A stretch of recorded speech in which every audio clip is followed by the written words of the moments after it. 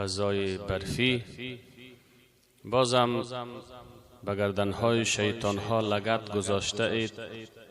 قدمهای با غیرت و با شهامت و با اخلاصتان را با وساوس شیطان پامانده این به خاطر رضا الله جل جلاله به طرف مساجد و طرف نماز جمعه آمده اید. واقعا شما شیرمردان هستین، واقعا پهلوانان خداوند هستین. الله متعال قدمهای شما را همیشه با دین استوار داشته باشه. همیشه شوق و ذوق دینی را پروردگار در زندگیتان سرشار بگردانه. عزیزان من، باز هم موضوع نماز است. در جمعه گذشته درباره اطاعت باید به گفت الله کرده شود. اولین امر و فرمان الله جل جلاله بعد از ایمان نماز بود. چیزی داشتگی ها در جمعه گذشته گفته شد. در این جمعه باز هم درباره نماز و جماعت. عزیزان گرامی، نماز در 109 جای قرآن کریم صراحتاً امر شده که نماز بخوانید. 109 مرتبه صراحتاً آشکاراً اقیموا الصلاة. یعنی صیغه امر پروردگار و فرمان الله جل جلاله صراحتاً آشکاراً از آفتاب روشن‌تر فرمان داده شده که نماز بخوان. و بعضی علما گفتن 700 جای و در 700 مرتبه الله جل جلاله به امرای اشاره و صراحت 700 مرتبه الله تو بنده را نماز بخوان گفته. صراحتاً 109 جای، 109 مرتبه، اشارتاً و ضمناً هم اگر حساب کنیم گفته علما 700 مرتبه الله تو بنده را صدا کرده که نماز بخوان. خدایت صدا کرده. گپ بنده نیست، گپ والی نیست، گپ مولوی نیست، سخن انسانهای عادی نیست، سخن الله جل جلاله است. همون الله که از آسمان برف سفید نازل کرده، همون الله که در برف خیرها و برکتها را الله نهفتانده، همون برفی که از آسمان میں سبب فراوانی رزقتان میشه، همون الله به ما شما گفته 700 مرتبه اشارتاً صراحتاً و 109 مرتبه به خیش صراحت و آشکار گفته که نماز بخوانید. امی دنیای دشمن، غلدرای دنیا، بزرگای دنیا چرخکی های خود، فضانورده های خود روشن کنن و بوره در آسمان فابریکی تولیدات برف را کشف بکنن. عجیب است. امی خدایی که قطواناییش بالاست، ما بندی همین خداییم. همین خدا 700 مرتبه مرا گفته نماز بخوان. همین الله در قرآن کریم صراحتش 109 مرتبه تو را گفته نماز بخوان. زنت گفته نماز بخوان، امیر گفته نماز بخوان، پیغمبر گفته نماز بخوان، انسانهای عادی را گفته نماز بخوان، عسکر گفته نماز بخوان، دهقان گفته نماز بخوان، چوپان گفته نماز بخوان. امین پروردگار بزرگ، ذات یکتا که به شما یک نمونه از قدرتش گفتم که از آسمان ها برف سفید روان کرد. امریکای غدار و اسرائیل تیارکه های خود، فضا می رفتگی های خود روشن کنن، بروان فابریکه تولیدات برف و باران خداوند را به ما کشف کرده بیاره. پدرش نمیتونه. چرا؟ قدرت الله ما فوق قدرت هاست. عمر مختار رحمت الله علیه شیر صحرا همراه بریتانیا بود که بود می جنگ جهاد میکرد. کسی به نزد عمر مختار آمد، شیرمرد صحرا و دشت، گفت دنیای بیرون و مشرکین و کافرین، یهود نصارا طیاره ها بلند کرده، بمباردت میکنه، از بین میبرید، پس چی کنیم؟ عمر مختار از خیمه برآمد، گفت طیاره های بریتانیا والا در کجا هست؟ بالای سر. گفت آیا از عرش بالا هست پروازش؟ از هفت آسمان بالا هست؟ در زیر عرش از اونجا بم میزنه؟ گفت نه.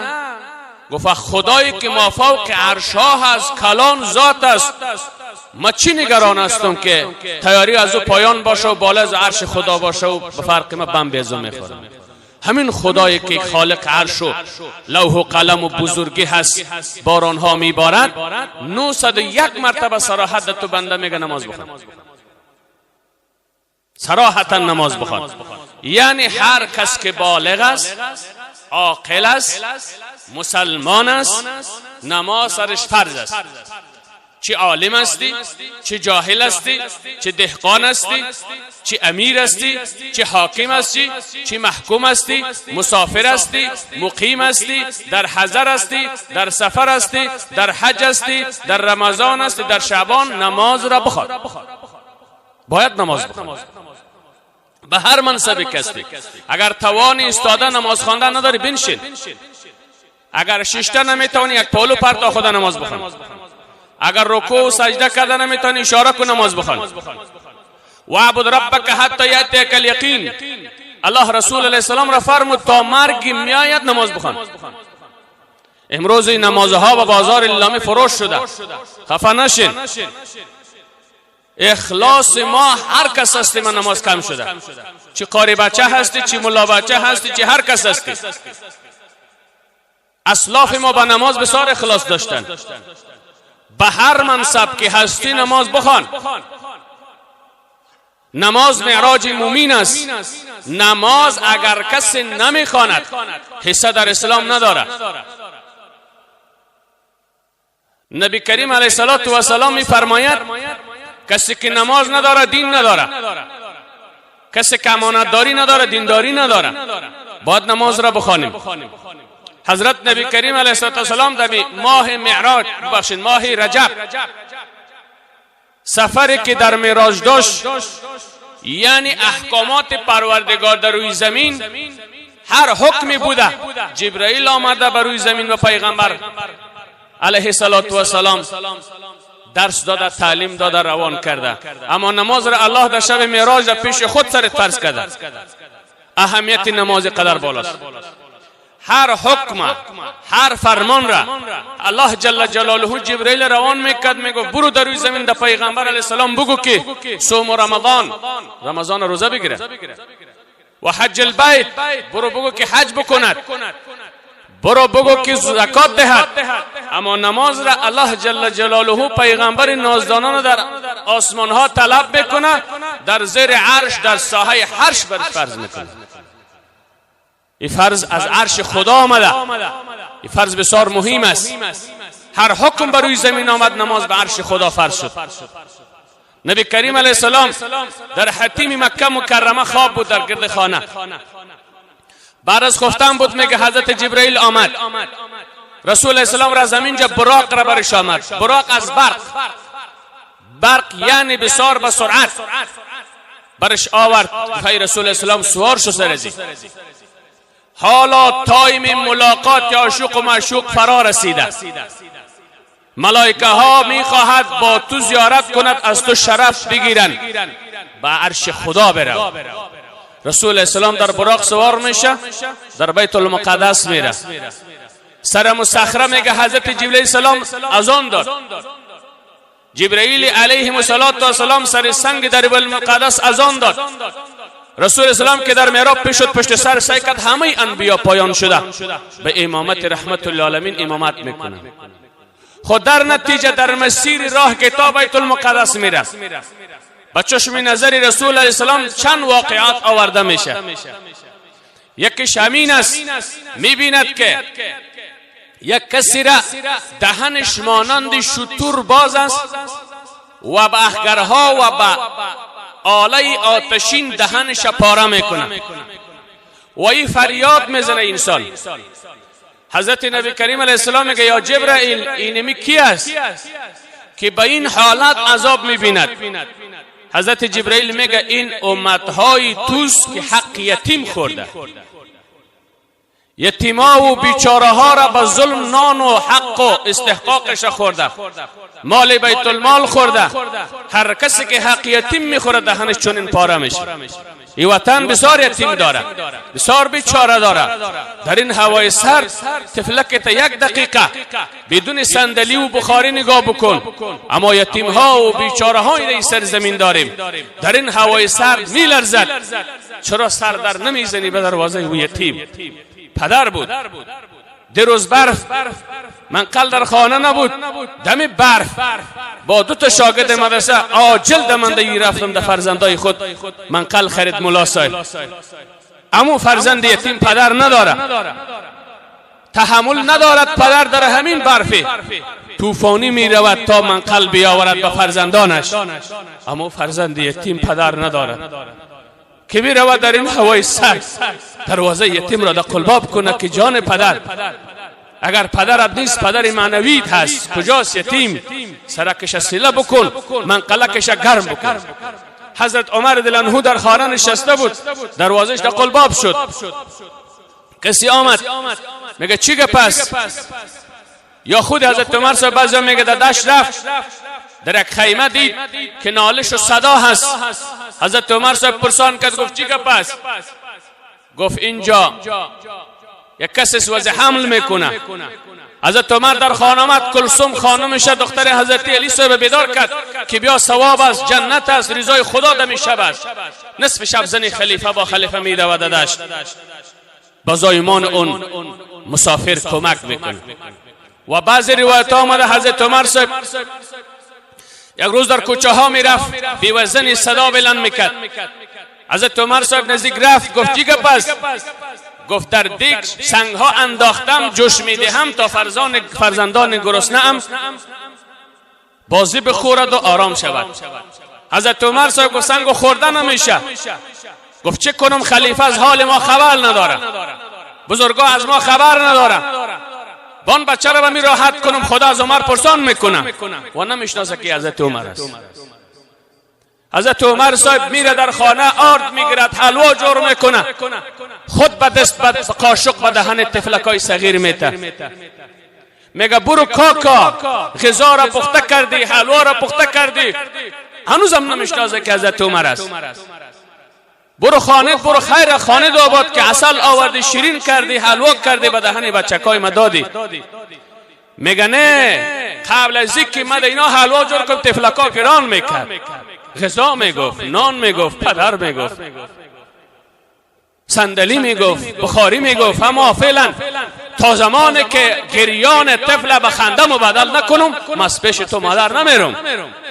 طفلکا شکم سر میشه میخنده. و حضرت عمر یک خط نوشته میکنه از دهن این مادر، میگه در روز آخرت از عمر شکایت نمیکنی؟ میگه نه. خب خط میگیره، فردا مادر را آدرس میته در دارالسلطنت، در دارالخلافت. مادر وارد میشه که حضرت عمر پشت میزی خلافت نشسته است، با مردم به حل مشکلات پرزه نویسی دارد. مادر میدارد که همون نفر که شب به تفلکای حلوا داد حال پشت میز نشسته. گفت تو عمر هستی؟ گفت بله همون عمر منم. گفت من از دهن تو خط گرفتم در آخرت پیشی الله از عمر شکایت نکو، از تو سرمایه‌دار این یتیم شکایت میکنه، از تو منصبدار این یتیم اگر در این هوای سرد اگر خبرش نگیری شکایت میکنه. برین خیر است، یک سر شو توانش داری، آدرس یتیم را پیدا بکن.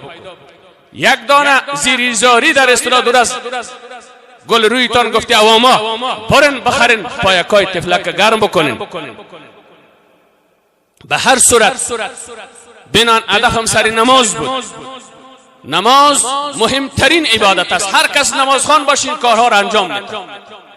یک جمله فلسفه‌ای نماز همین است، هر نمازخوان کار بد انجام نمیده.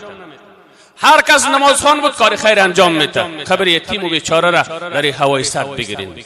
والله که در آخرت اگر شکایت بکنه، الله خوب تو دنیا داد، الله به تو منصب داد، الله به تو سهولت های زندگی را داد، به خاطر امتحان دادن، به خاطر امتحان. حضرت نبی کریم اسلام در معراج می رود، نماز می خواند، بعداً بلند میشه، در راه می بیند که دهنای مردم پاره میشه. میگه کیست؟ انسانی که حق یتیم خورد هدف سر یتیم بود. کسی را میبیند در مسیری را زده میشه و گوشت را سرش خورانده میشه، میگه چرا این گوشت حرام و مردار خورده شود؟ به خاطر ازی که تو در دنیا غیبت برادرت کردی. غیبت برادر و مسلمان کردن، گوشت حرام خوردن، این جزای غیبتچی ها هستند. سیوم کسی را میبیند که در مسیر را گوشت پاک و شچه و حلال ماندگیست نمیخورد، به طرف گوشت حرام مجبور کرده میشود. گفت کیست؟ گفت کسانی است که زنا میکنند. گوشت حلال خانم منکوحه هست، زنا میکنه، جزایش همین است. خب واقعات گوناگون را در مسیر را میبیند. سیوم کسی را میبیند که علفهای خاردار و سنگهای خاردار به دهنش انداخته میشه، کسی است که نماز را ترک کرده است. رسول علیه السلام در معراج میره، بالاخره ملاقات با 7 آسمان در سال گذشته با شما اشاره کرده بودم. به نزد الله جل جلاله می رود. الله متعال میگه به چی چیز آمده یا رسول الله؟ گفت تحیات لله، توفه آوردم برای یا پروردگار. عبادتی مالی، جانی، ذکری، زبانی همه خاص برای تو الله هست. هر چیز به خاطر الله انجام بده. تبلیغ به خاطر الله، صحبت به خاطر الله، دشمنی به خاطر الله، جهاد به خاطر الله، نماز خواندن به خاطر الله، صدقه به خاطر الله. یک جمله سر صدقه آمد. رسول علیه السلام در راه تر شد که یک مردم بود، همین تخم در زمین میندازه و کشت میکنه، عاجل میبراید، عاجل پخته میشه، در حال درو میشه، در حال آساب میشه، در حال نان میشه.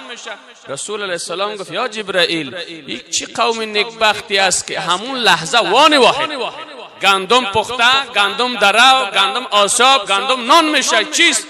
گفت ای عمل و ثمره صدقه کنندگان امتت است. الله صدقه را همینقدر زود تربیه میکنه. صدقه هر کس در راه الله بکنه، 1 روپیت مانند کره چوچه از چقدر زود کلان میشه، مانند کوه احد الله همون تو تربیه میکنه. صدقه دهندگان را الله دوست دارد، فراوان میکنه مال و زندگی و رزق و ارزاقش. رسول علیه السلام در آسمان اول رفت، میگه یک ملائکه دروازه‌بان و رهبر 70,000 ملک در آسمان اول است، میگه نامش اسماعیل هست. میگه کیستی؟ جبرئیل علیه السلام صدا میکنه که منم. با کی آمدی؟ میگه با محمد رسول الله آمدم. میگه مرحبا مرحبا که ما از زیارت رسول السلام ما اینجا کسب فیض میکنیم. خود دروازه باز میشه، میره به زیر عرش پروردگار. الله متعال میگه چی آورده؟ میگه تحیات لله و صلوات و طیبات، نماز با روح بخوان. رسول علیه السلام میگه نمازی که در بین چند رکن اسلام چند رکن داره؟ 15 تا یا 5 تا؟ شک نکنین 5 تا بگین دیگه. خب من مغالطه میکنم که شما یاد دارین نه؟ ماشاءالله. بنی الاسلام علی 5، 5 بنیاد داره اسلام. نماز در بین 5 رکن و فرض و بنیاد اسلام، مبنای اسلامی مانند کله در وجودتان است، مانند سر در تنتان است. یعنی تن و اندامی را که کلیش ببری امکان زندگی نیست. سر از تن جدا شود امکان زندگی نیست. در بین 5 رکن اسلام اگر نماز نباشد دیگه کارهای دینی مانند جسد بیکله، هیچ به درد نمیخوره. نماز یک مهم چیز است. تو گفتم دیگهش که به درد نمیخوره، گفته نماز میخوانی باز حج نمیکنی، کار نکن. برو همین نماز بخوان، نماز درست بخوان. ما بگم نگم تو بخیر انجام میدی حج و زکات و صوم و رمضانم، دست کار بدم گرفته میشه. یک نماز بخوان بخیر، یک همت کبلن شوین در نماز بیاین که چی چیز الله براتون نمیده. الله سعادت دنیا آخرت از آدرس نماز میده. رسول علیه السلام رفت با آسمان ها پیش الله توفه را به الله پیش کرد که تحیات لله. در نماز که استاد شدی از رسول علیه السلام از مکه مکرمه معراج تا 7 آسمان به فکر و تصورت در روحت بیاور. تحیات فلسفیش دمون جا میرسانه. الله جل جلاله بر رسول علیه السلام توفه را رسول گرامی برش پیشکش کرد. الله جل جلاله را رسول الله السلام برش گفت امی عذاب امت مرا به دست خودم امو کنترول بازپرسی شد آخرت دمه بیتی، به خاطر از اینکه امت ما گناه کرده در روز آخرت رسوا میشه پیش مخلوقات، پیش یهود و نصارا، پیش اسرائیلیان امریکایان رسوا نشه پروردگار. به ما بیتی مخفیانه ما خودم فیصله میکنم. الله جل جلاله گفت که ای رسول علیه السلام امت توی قنازدانه است از برکت تو، دیگه امت شب گناه میکرد فردا با دروازه خانش نوشته میشد. امت تو نمیشه، ما مخفیانه کردم پود کردم، اگر مخفیانه توبه کنه در آخرت هم میشه خط بطلان میکشم. همین نماز را در معراج الله سرتان فرض کرده، در زمین نه، جبرائیل نیاورده، خود رسول اسلام در معراج الله برش 50 وقت نماز برش تحفه داده. رسول علیه السلام 50 وقت نماز را میارد. حضرت موسی علیه السلام میگه امت ما 2 وقت نماز سرش فرض بود، سری امت موسی علیه السلام 2 وقت عبادت بود. موسی علیه السلام گفت تجربی امت داری را ما دارم، 2 نماز را خوانده نمیتونست. امت تو آخر زمان است، اینا خو در آخر زمان خو بسیار فساد زیاد میشه، فتنه زیاد میشه، اینا میشه که نماز را ترک نکنه. رسول اسلام باز پیش الله میره، بالاخره 45 نماز منفی میکنه، 5 وقت نماز در تو میره. هر مسلمانی که 1 وقت نماز بخوانین الی 5 وقت نماز بخوانین، الله جل جلاله 50 وقت نماز ثوابش براتون میده. سبحان الله، چقدر دوست داره. اگر من مزدورکار تو باشم، در مزدورکارت عوض 50 ماش داشته باشه، کدام رو صدی میتی؟ الا اید بیا برات بیا، بس الا ماشاءالله تو آدمای کاکم پیدا میشه، خو الا ماشاءالله اسات یک تا. فهمیدی نه فهمیدی؟ الله متعال میگه تو 5 وقت نماز رو بخوان ثوابت پیش ما 50 وقت. الله متعال 50 وقت نماز ثوابش به شما عطا میکنه. همین نماز در معراج آمد، سر تو فرض شد، این حال آمدیم که نماز باید بخوانیم. رکن مهم اسلام است، فرض الهی است، در هیچ حالت عفو نیست. در سنگر داغ جهاد هم نماز عفو نیست. همون جان به تو نماز خوف کتابا و رسول اسلام قرآن تقسیم کرده. جان در خطر است، جان در مرگ برابر است، نماز در سنگر هم ترک نکن. نماز در تیاری کامیار در فضا رفتی هم ترک نکن، در داخل تیاره نماز اشاره کده بخوان.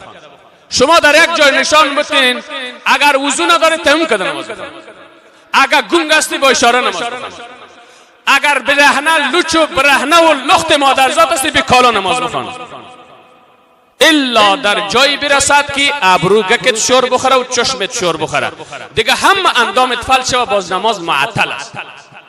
با مرض مبتلا شده که یک چشمک زده میتونیم ابرویت تو بالا میکنی، دیگه هیچ چیز حرکت ندارد، اونمونجا نماز یک چند لحظه معطل است، یا اوسو میری یا ایسی زنده میشی. بی‌طهارت بودی با تیمم نماز بخوان، تیمم بکن نماز بخوان. اگر بی کالا بودی بدون کالا برهنه نماز بخوان، 6 تا نماز بخوان. هیچ ترک نیست نماز بزرگ رکن مهم است، سعادت دنیا و آخرت تا تضمین میکنه. نماز را ترک نبکنین. آمدیم به این خو جزئیات درباره نماز و او فلسفی نماز آمدیم در که نماز را با جماعت بخوانیم، نماز را با جماعت بخوانیم. امروز یک شاگرد مدرسه گفت من خود کلک حق گوی هستم، مقصد ایره میدانیم، من ایش نمیراسم، هرچی که حق بود میگم. یک کسی گفت که یک قاری بچه را گفت که دم کوچی ما بیاین همینجا نماز خوان نیست. من خنده کردم، من گفتم قاری جان تو که نماز میایی، همین شاگردم خوب نماز خوان از اینجا استاد است نمیده جماعت طالب بچه خفه میشه، شاگردم خفه شوین چرا جماعت نمیخوان. او آجی آمده که در کوچی ما برو مردم در جماعت بیا بگو خودی قاری نماز نمیخونه. این رقم نه. بنو سلمه جابر زنهو روایت میکنه، بنو سلمه بنظیر آمدن گفت که خانه های ما دور است، ما کوچ میکنیم در گرد مسجد نبوی علیه السلام، خانه های خود اینجا انتقال میتیم. در اسلام مرز نیست. آل صاحب شف برآمد، قباله برآمد، از تو شد از ما شد، سر نیم متر زمین بیادر خدا میکشه. نه سر نیم ساعت او ما در یاد دارم در قشلاق ما که بیادر خیست بیادر کشتگیست، بیادری نوروزه عروسی کدگیش کشتگیست که اوی من حقش خود گر ضربه کدگیست. نماز نیست خواه؟ نماز که نبود هر مصیبت زندگیت میه، هر بلا را دفع میکنه، نماز دفع میکنه. بناهن بنو سلمه قومش میگه که ما کوچه خدا بار کده به گرد مسجد نبوی میرم که زود در جماعت بریم. جماعت از این واقعه رسول علیه السلام خبر شد. بنو سلمه را قومش گفت شما قوما در نزدیک مسجد نبوی کوچ کده میین؟ گفت بله. ای تو نمیگه که نزدیک مسجد زمین ما زمین تو نه، هر چی داشت اونو از اسلام بود، هر چی داشت از مخلوق خدا بود، هر چی داشت نثار الله یار و رفیق میکردن. بناهن رسول اسلام گفت نه کوچ کده نیاین، از راه دور هر قدمی که در مسجد میگذارین نیکی ها ثواب هایتان زیاد میشه. چرا نزدیک میایی؟ در 5 متر اگر 10 نیکی برید تا 50 میشه نه؟ 50 ثواب الله برید میته. اگر 10 قدم باشه 100 ثواب را میگیری، 15 قدم باشه 1.5 ثواب را میگیری. مثالش. گفت الهی شکر که رسول اسلام ما را خبر کردی. هنا حالا ما دیگه هیچ خانه خدا کوچانده نزدیک مسجد نمیاریم، در قدم های از مسیر دور تا ثواب ها را بگیریم. یعنی ماشاءالله شما از نماز جمعه از کجا آمدین؟ از هر مسیری دور آمدیم و الله برتان ثواب میده. اگر جماعت و نماز با جماعت ثواب بیشتر نمی داشت، رسول اسلام حتی قدم هایی به سوی جماعت را ثواب عنوان کرده. در قدمی نماز نمی، سرکا قیر، سرکا کانکرید، الحمدلله پیاده روها موزاییک گرفتگی، آب گرم هست، آب سرد هست، شاور هست، بایلر هست، برق مفت است، نماز نمیخوانی. پس امیدوار هستیم که خداوند سر ما باران کنه، امیدوار هستیم که اقتصاد ما خوب شود، امیدوار هستیم که مریضی های خانوادگی ما خوب شود، امیدوار هستیم که نزاکت فامیلی خوب شود. همیشه عزیزان من این بلاگردان چیز انجام میده که الله همه مصیبت را دور بکنه. اسلاف ما، بزرگان ما، امام ابو یوسف رحمت الله علیه قاضی القضات بود، قاضی بود، قاضی در زمان هارون رشید. یک روز هارون رشید یک کسی را روان کرد که پیش قاضی برو، هارون رشید خلیفه است، امام ابو یوسف قاضیش است. گفت این مسئله را باید چی بکنه؟ پیش حضرت ابو یوسف آمد. ابو یوسف رحمت الله علیه گفت شهادت تو را قبول نمیکنم. گفت مرا امیر المؤمنین روان کرده. گفت هر کس روان کرده برو. خود امیر المؤمنین عمر حضرت هارون رشید آمد. گفت چرا شهادت 2 نفر قبول نکرده؟ گفت شهادتش قبول نمیشه به خاطر از اینکه یک روز ما و شما در یک مجلس بودیم، همین آدم گفت که من بردی توام، غلام توام، اگر این غلام باشه شهادت غلام قبول نیست، آدم آزاد پیشم روان بکن، ما عالم هستم، تو خلیفه هستی، جای خود هستی، من منصب من قضاوت است. اگر این غلامت باشه شهادت قبول نمیشه، اگر امو تو چاپلوسی کرده باشه خود دروغگوی، شهادت دروغگوی قبول نمیشه. اول از فهمیده میشه شهادت های در نکاح و در محکمه خروج 200 دروغ ما میگم دیگه، او ما را خصوص ماندگی بیاد دیگه را ماندگی شهادت ها چی میشه؟ در فیسبوک نمونه که ملا گفت که 200 دروغ میگم. خب شاید بگیم دیگه، خدا رحم بکنه. علیه الصلاة و السلام اینقدر دروغ را بد شمرده که زمین تا آسمان بوی تعفن بدش میره. خب هارون رشید باز چه میگه؟ میگه ابو یوسف قاضی صاحب، من امیر المؤمنین، من هارون رشید از نسل نوادگان عبدالله بن عباس کاکاخیل بچی رسول علیه السلام هستم، شهادت بتم تو قاضی میپذیری؟ گفت نه. این مولا، این حق، برو تو را شهادت قبول نمیکنم. چرا؟ گفت تو جماعت نمیایی، تو امیر المؤمنین در جماعت در مسجد حاضر نمیشی، کسی که جماعت نمیخونه شهادت پیش ما قبول نیست. هارون رشید مولا را ترم کرده نمیکنه، بس قضاوت دور نمیکنه، حقیقت میفهمه و پیش خانش در داخل دارس باز میگه که من مصروف مخلوق هستم، مصروف هستم، مولا در جماعت آمدن نتونستم. حالا گوش کن، مصروفیت ما چیست؟ 10 بجه مردم در عروسی فرزندت خبر میکنی، 1:15 بجه نان میتی، 1:15 بجه شاید وکیل تیار نمیشه. آجی صاحب بلیاز خدا 1:15 ساعت 200 نفر در عروسی سبب مانی جماعتش توی بچه تو شده. والا مصروف عروسی بودم، همین چی مصروفیت است؟ رسول علیه السلام الله متعال در سنگر خهاد جنگ و دیبیزن نماز را در جماعت ترک نکده. با چه میگه مولوی صاحب قوار خطاشتی مؤذن خو نماز میته، خو نماز خود مؤذن با مقتدی ها میشه. 50 نفر که از نماز میماند جماعت میماند کی پورا میکنه؟ بلاز خدا چون این سهلنگاری در مقابل عبادت نکنین که باز کارتون جور نمیشه. هارون رشید میگه که ما به خاطر ملت مصروف هستم، به مخلوق مصروف هستم، جماعت رفتن نمیتونم. حضرت امام ابو یوسف میگه لا طاعت المخلوق فی معصیت الخالق. در گفتی مخلوق میکنی خالق نافرمانی میکنی. میگه در دهن اولی خانه مسجد ساخت، امام نسکت، نماز را به جماعت هارون رشید میخوانه. همین امام ابو یوسف گفته هم در جوت که قاضی است، قاضی صاحبا بسیار مصروف است، به حد مصروف است که روز هزارها دوسته میگه که یک مام نوبت نمیرسه، مصروف است قاضی صاحب. امی ابو یوسف تنها نماز نفل 200 رکعت نظر که بود که میخوان. با مصروفیتش امام ابو یوسف صاحب در شبانه روز 200 رکعت نماز نفل میخوان. تو قضاوت داریم، فقط یک غرفه دکان داریم، یک دهقانی داریم، نمازها ترک میشه. عزیزای من عذر میکنم نماز ترک نکنین. نماز در آخرت تو عزت میته، در دنیا عزت میته. جماعت ترک نکن. رابعه بصری رحمت الله علیه یک زن است، در یک شبانه روز 1000 رکعت نماز نفل میخوان. همین زنای فعلی مشوا خو بهانه میکنه، غریب نمازهایشان ترک میشه.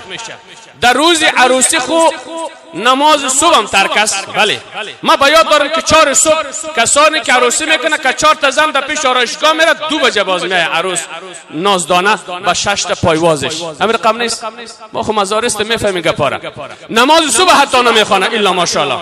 از همین خاطر آرایش که نماز صبح 4 بجه میره، 2 بجه روز میاد. مولام داوود تل است، شاهدم داوود تل است، وکیلم داوود تل است.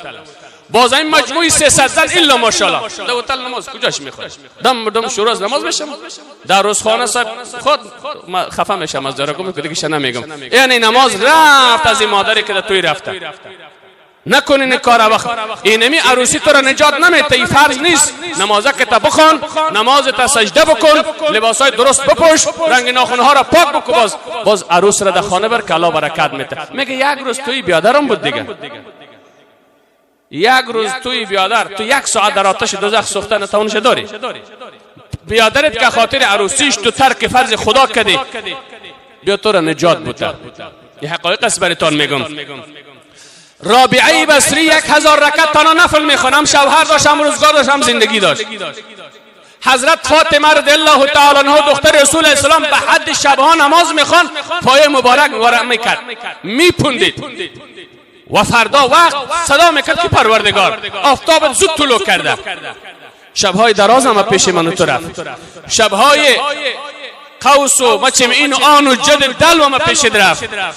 فرض خونه خواندی، ام تهجد خو یک میخواندی، تهجد خونه خواندی، فردا در نماز صبح خو می آمدی، از عمره که حساب شد. والا از عمر عزیزی ما تو حساب شده. همین شب که خواب بکنی فکر میکنی از عمر حساب نمیشه، حتما حساب میشه. که 1 رکعت نماز میخوند، خصوصا در ماه شعبان.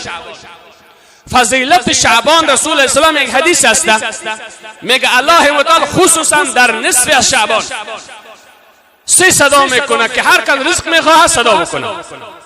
یگام سرمایه دار، یگام تاجر بگه هر چی میخواهی برید موترای تبر بار کو ببر سرمایه وز برین جروغن صاحب موتر تا اونجا تیله کده تا سرایش میری. الله متعال میگه بیا صدا کار که رزق نخواه رزق میتم. شبای شعبان اگه او رفت استقبال از رمضان است، ایره در تهجدها مزین کنین. خواه شبهای شعبان از پیشتان زایه نشه. خیر از 10 دقیقه بلند شو، هازا خانه فقط داخل خانه حمام و تشناب است، بایلر و شاور است. خیر است، خیر است خاطر امو ساختن آخرت زندگی ابدی. 1 رکعت نماز به خاطر حل مشکلات دنیا، 2 رکعت نماز تهجد بخوان. همین شبها خیلی فضیلت بالا داره. به هر صورت حضرت فاطمه رضی الله تعالی پایایش ورم میکرد، تهجد میخوان. حتی حضرت سعید ابن مسیب را میگه 30 سال تکبیر اول از پیشش قضا نشده. تکبیر اول در کجاست؟ نماز با جماعت است. جماعت ها کم رنگ شده، واقعا کم رنگ شده. اگر بگی که من مولاستم، من قاریم، من مجاهدم، من مولویم، من مدرس هستم، خیر است اگر دو جماعت نمیرم، کم تدریسی در دوزخ میری. اینه برابر گفتم مفتی تقی نوشته کرده در کتابش. نماز را با جماعت بخوان. در سنگر جنگ نماز از جماعت تقسیم کرده، گفته 10 نفر قماندان نماز جماعت بوده یک رکعت، این 10 نفر بوده 10 نفر سنگر به جماعت بخونه. اگر جماعت عفو میشد دمونجا عفو میشد. قرآن میگه، قرآن که جماعت عفو نیست، جماعت بخونید. بنان حضرت سعید ابن مسیب 30 سال میگه من به یاد ندارم که پیش از حضور من مؤذن از آن گفته باشه. حضرت شعبی 70 سال نماز و تکبیر اول خواندگی است. مولانا رشید احمد گنگوهی رحمت الله علیه 22 سال میگه نماز را با جماعت تکبیر اول پیشم قضا نشه. 22 سال، چی در سفر بوده، چی در حضر بوده، چی در بیماری بوده، چی در عروسی بوده، چی در دستاربندی نماز ترک نکرده. اول دستاربندی میری 2000 نفر کل جماعتش رفتگی الله اکبر. خلاص هیچ فکری همین مولوی مولا شیخ الحدیث دمی نمیآید که نماز جماعت مردم خراب کردی. 12 بس که مردم جماعت بیتی. عروسی ها خو خی، مدرسه دستاربندی ها خود جای دین و علم و علما است. چرا جماعت پیش ترک میشه؟ آیا ارزش جماعت تو میدانی؟ مولانا رشید احمد گنگوهی رحمت الله که استاد و پیر و مرشد موتو است. سعید ابن مسیب آیا او ارزش جماعت میدونه یا تو؟ او چرا ترک نکرده تو ترک میکنی؟ ترک نکن نماز را. حضرت مولانا رشید احمد گنگوهی میگه 22 سال نماز با جماعت خواندم. روز از روزها دستاربندی بود در دارالعلوم دیوبند. میگه 1 ساعت تقریر کرد، تبلیغ کرد، به مردم واعظ و نصیحت کرد.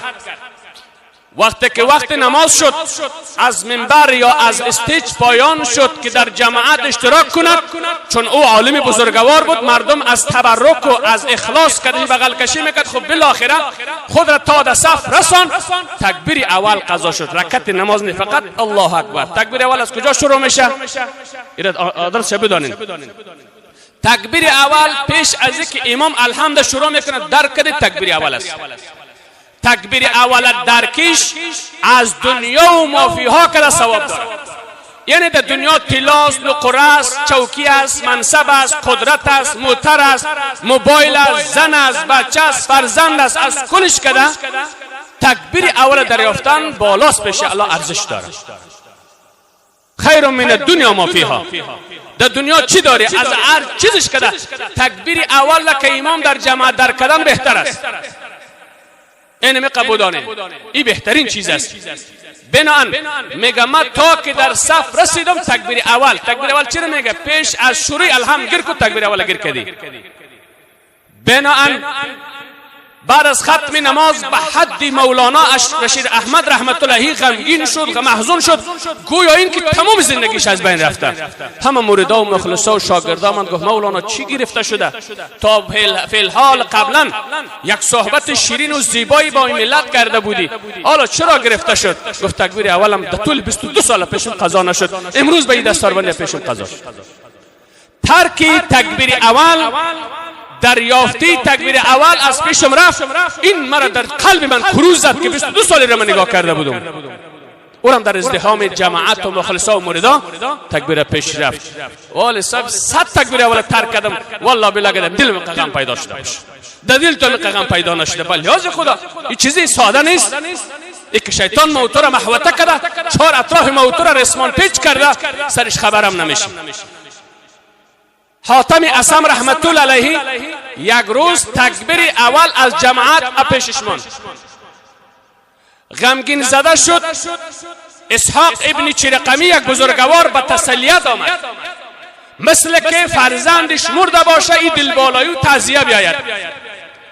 مولانا حاتم اسم میگه اگر بچه میمرد 1000 نفر به تسلیت و تعزیت میمد. امروز تکبیر اول پیش مرده در اصطلاح فوت شده، 1 نفر پیش ما تعزیت آمده. با چه میگه؟ والله بالله تلا قسم اگر تمام جمیع ابنا اینا تمام بچه های من میمرد اهون علی من فوت الجماع، اون دم آسان بود از اینکه پیشم تکبیر اول جماعت خطا شده. زنت، فرزندت، اولاد همه بیموره آسان است غم و دردش، اما جزای کلانی دارد کسی که تکبیر اول پیشش فوت میشه. آن تو قضاوت کو که اون بزرگا یک قدر مهم میدانست تکبیر اول دریافتن نماز جماعت را که همونا کامیاب شدن. بیاین عزیزای گرامی، نگذاریم که دیگه از ما جماعت بره، نگذاریم که دیگه از ما تکبیر اول فوت شوه. خود دیوانوار و شقوار به خود برسانیم که تا اینکه ما اما خیر دنیا و مافی ها را به دست آورده باشیم. مولانا غلام غوث هزاروی رحمت الله علیه، من در دسترمانی را صحبت هم کرده بودم. مولانا غلام غوث هزاروی رحمت الله علیه یک فرزند جوانی داشت. فرزند جوانش در بیمارستان با مرض مرگ دست پاچه نرم میکرد. بچه جوان، اولاد کلگی شیرین است، اما ای که در اوان جوانی برسه بسیار شیرین چیز است. در زندگی یک پدر مادر از اولاد کرده چیزی مهمی چیز نیست. به هر منصبی که بچه باشه پدر مادر تو را دوست داره. شل است، لنگ است، کور است، هر چی هستی، پدر مادر دوست داره، دوست داره. اینو متوجه باش. بناهن یک کسی به ما زنگ زد، گفت شوهر فلج شده، زن در طول 2 ماه نشده از خانه برآمده. چی کنم؟ شویش فلج و لنگ و شل و کونه لطره. دیدی زن دوست داره مادره. مادر کش میکنه تو را با مسند عمر فلج، تو را به تشناب میبره، تو را لباس میپوشه. هر منصبی که هستی پدر مادر دوست داره. به هر چهره و صورت هستی پدر مادر دوست داره. با هر اعضای کم و کاستگی داره پدر مادر دوست داره. این بزرگوار فرزندش دکترها جواب داد که ببر تا شام زنده است، میمور الله اکبر. در حالت احتضار مرگ است. فرزند در تذکره بالا میکنه، شفاخانه میاره در خانه. در خانه میارد، محض که چپرکت و یا امو تذکیره بچه را در خانه آورده میماند، دروازه مولانا غلام غوث هزاروی رحمت الله در قلباب میشه. مولانا صاحب میبره که یک موی سفید آمده پشت دروازه، میگه مولانا صاحب نمیترسی از خدا؟ دین محمد رسول الله در خطر است، عقاید مردم در خطر است، جماعت مردم در خطر است. گفت چی گپ شده؟ علما دلسوز ملت. گفت اینجا یک بدعقیده، یک قادیانی، یک بلازده آمده، اینمی مردم را گمراه میکند. مولانا پس در خانه میاد، زن میگه بای کبیتی. زنش میگه کجا میری؟ میگه دین در خطر است، جماعت در خطر است، نماز ملت در خطر است، زندگی ملت در خطر است، زندگی امت محمد رسول الله تباه میشه. ببین اخلاص اسلاف و گذشتگان و علما را که در جماعت در تکبیر اول در دین چقدر بالا بوده. اینجا جوان ما نماز نمیخونه، مولای دغمش نیست. این جوان نماز نمیخونه، دوزخ روان است. این جوان معتاد شده، زندگیش در خطر است. من هم در دیر نکردم، باید بکنم را نجات بتون.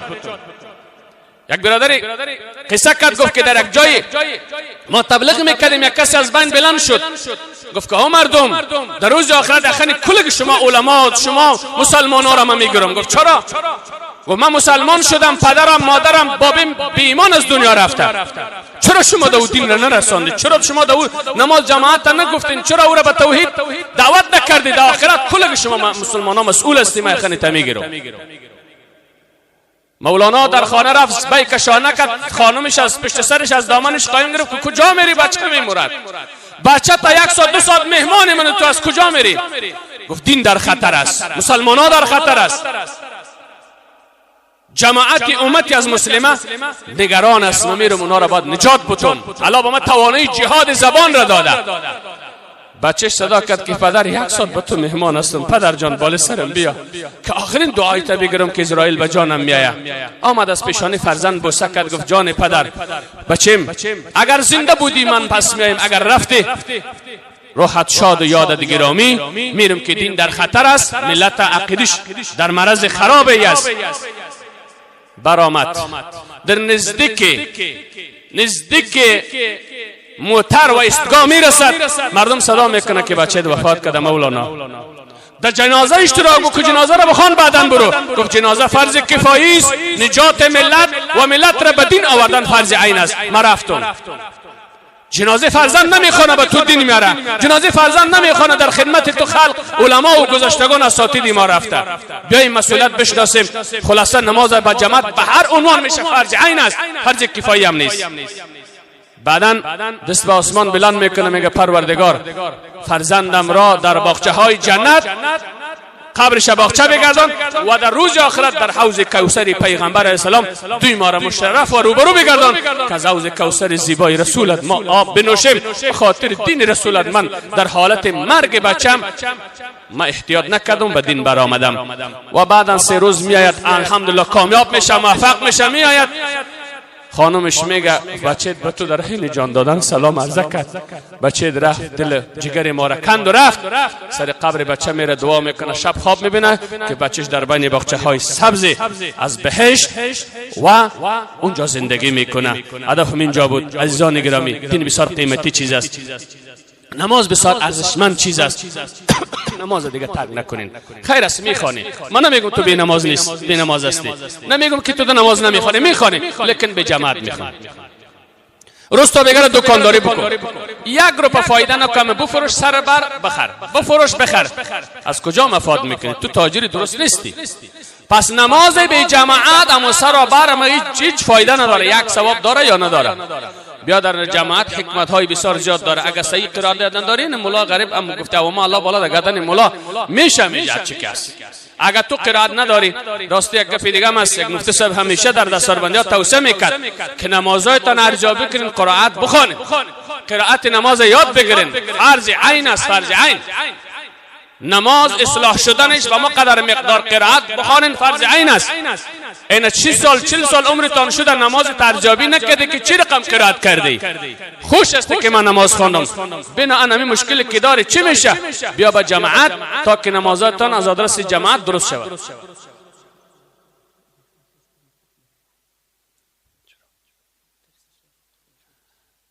کدام رکشا در اینجا استاد شده، میگه رای مترک سر بند کرد. ام رکشا را سکون خواهم کدام کسی البته راهش بند شده. ماشاءالله. خب هر صورت الله متعال ما شما را توفیق و شوق و ذوق جماعت را نصیب بگردانه. الحمدلله. یک حدیث دیگه است، باز دعا میکنیم. رسول الله سلام میگه خبر بیتی، خوشخبری بیتی، خوشخبری بیتی امی مسلمانایی که با پای پیاده یا به سوی جماعت میره. خلاص مشائین رویندگان هستند به سوی جماعت به نور تام یوم القیامه. نور تام و کامل در روز قیامت کسی دارد که در مسجد به جماعت نماز خواندن میره. هر کس الله نور کامل در قیامت برش میده که او نماز را به خاطر جماعتش به سوی مسجد آمدگی است. در تاریکی های قیامت الله نور میده از خاطر قدم ها به سوی جماعت. خصوصا در این زمستان شما بندگان الله هستین، شما بندگان با اخلاص الله هست. الحمدلله در فضای یخ و سرد شما در جماعت آمدین، در جمعه آمدین، از راه دور آمدین. ان شاء الله پروردگار امون نور را به همه ما شما نصیب بگردانه. الله وعدش حق است. ان الله لا یخلف المیعاد. وعده را خلاف نمیکنه. میتبرتان یک قاری صاحب دم زنگ زد که در مدرسه کمک کو مشاگردش آمده. کدام کسی به خاطر مدرسه کمک خواستن آمدین هستین در بین یا نه؟ خب همونجا بعد استاد شو خارجانون همونجا استاد شو زمستان از خوا یک قاری صاحب 2-3 جمعه شده دم زنگ میزنه لیکن روی من نمیشه. میخوام اینجا خیرات جمع کرده خیرات خور شدیم بخیر. خیر کار دین است. چه کنیم؟ هوا سرد بود. چند جمعه پیشم دم زنگ زده بودن. اون شاگردکا هستن، قاریا هستن، مدرسه درس میخوانن، به خاطر الله میخوانن، به خاطر رضای الله شب تا صبح، به خاطر تلاوت و حفظ کلام الهی است. خیر است هوا سرد است، چیزی برش کمک بکنین. یگام لباس، یگام کمپل و یگام چوب و چخس میخرن در اصطلاح عامیانه، برشان کمک بکنین. الله به شما اجر بده. الحمدلله رب العالمین والعاقبة للمتقین و صلات و سلام علی رسوله الکریم و علی آله و صحبه اجمعین. خداوند آنچه که گفتم اول به مشوق و ذوق عبادت را نصیب بگردان، به اهل و فامیل ما نصیب بگردان، به خانواده ما نصیب بگردان، به حاضرین عزیزای ما نصیب بگردان. پروردگار حاضرین ما را سعادت دنیا آخرت نصیبشان بگردان. یا رب تو بسیار غیور ذات هستی، قوی ذات هستی. این بندگان مخلص در این هوای سرد، با این هوای یخ، در این مسجد یخ ما امکان نداریم، امکانات نیست که مسجد گرم میکردیم. با پایکای یخ اینجا ساعت ها انتظاری کشیده. یا الله یا الله یا کریم سر این عزیزای ما رحم بفرما. از سردی زمهریر قیامت نجاتشان بفرما. از گرمی دوزخ این حاضرین و همه مسلمانان را نجات بفرما. یا رب به خاطر عشق علاقه عبادت تو آمده. اینجا نه نان است و نه دنیا و نه مادیات. یا رب ساعتها میشه به ذکر و به یاد تو در مسجد به انتظار نماز، با انتظار فرض تو نشسته. یا رب دستکای عزیزا و حاضرین ما را خالی مسترد نگردان، آرزوهاش برآورده بگردان، مریضاشان شفا بده، قرضاشان خلاص بگردان، بیکارا را کار نصیب بگردان، سرمایه حلال فراوان با خیر و با برکت برشان نصیب بگردان. یا رب هر کس مریض شفا بده، هر کس مشکلاتی داره حل بگردان. پر کریم و رحیم و پروردگار